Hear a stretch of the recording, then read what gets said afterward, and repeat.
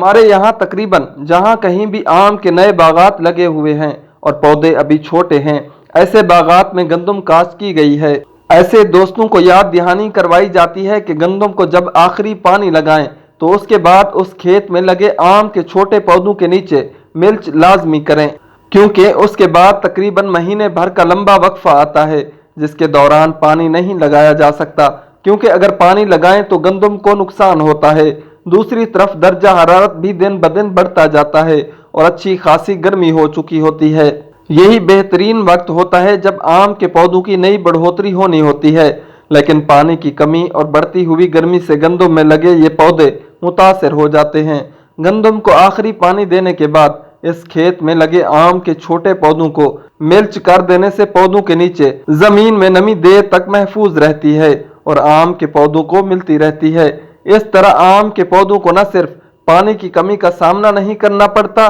बल्कि पौधे गर्मी के असर से भी महफूज रहते हैं।